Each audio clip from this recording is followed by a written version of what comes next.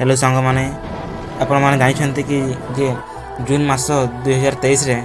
प्रथम आम एक्सीडेंट है बहुत बड़ एक्सीडेंट होता करमल एक्सीडेंट आम जहाँ इतिहास लिखा जाइए करमल एक्सीडेंट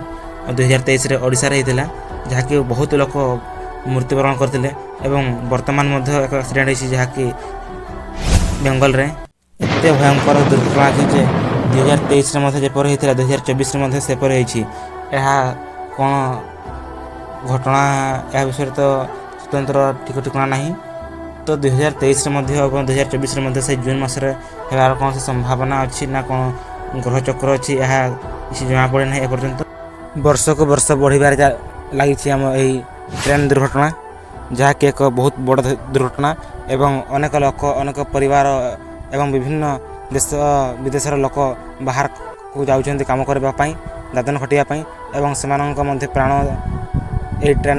माध्यम चली जाऊँगी तो यह सरकार को नियंत्रण करने दायित्व दि जाऊ।